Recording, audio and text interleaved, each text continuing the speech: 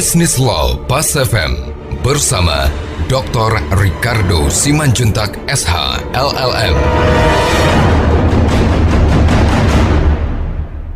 Mitra bisnis, hari ini kita kembali akan membahas tentang kepailitan.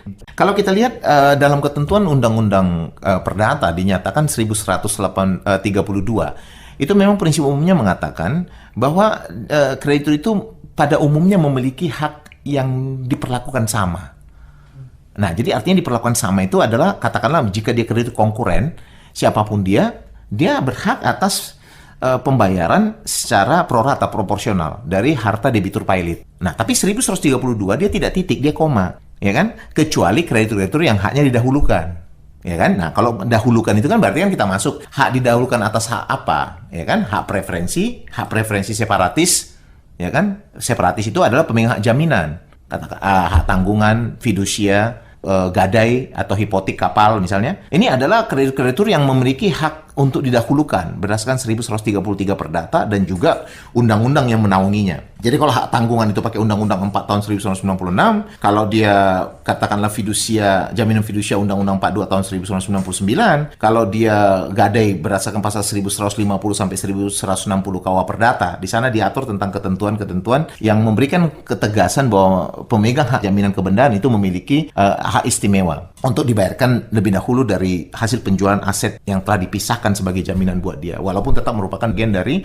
budal pailit. Nah, tapi undang-undang juga memperkenalkan yang disebut dengan hak istimewa. Hak istimewa ini, kalau kita lihat di 1137, ini termasuk hak tagih yang dimiliki negara. Jadi seperti misalnya pajak gitu ya, tagihan bea dan cukai gitu. Itu memang dalam ketentuannya memang diatur gitu ya, seperti pasal 21, pasal 39, 21 Undang-Undang Perpajakan dan juga pasal 39 itu memberikan hak istimewa pada pajak. Nah, secara khusus kalau kita lihat di perburuhan, sebenarnya perburuhan ini awal sekali ini berada pada pasal 1149 KUH Perdata gitu loh. Jadi dia berada sebenarnya di tingkat 3 untuk dibayarkan gitu. Cukup dalam di tingkat, bahkan tingkat 4 cukup dalam.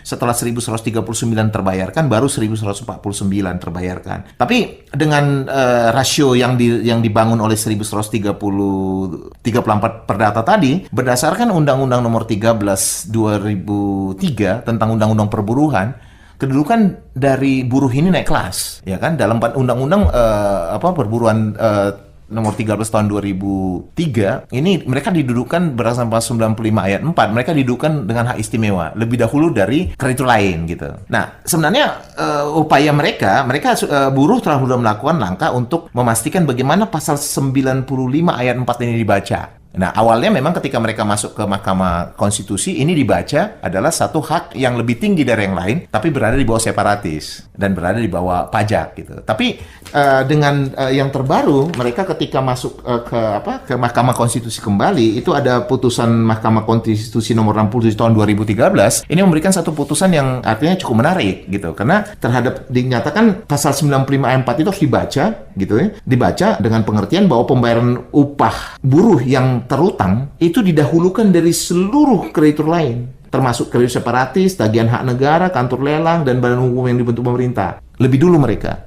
Jadi lebih dulu dari separatis, dulu dari pajak. Akan tetapi, kalau untuk misalnya hak-hak pekerja lainnya, misalnya seperti pesangon, itu dia lebih dahulu dari hak tagih pemerintah, ya, atau seperti misalnya pajak, tapi di bawah separatis gitu. Mitra bisnis, demikian perbincangan kita hari ini. Saya Ricardo Simanjuntak untuk Bisnis Law Pas FM.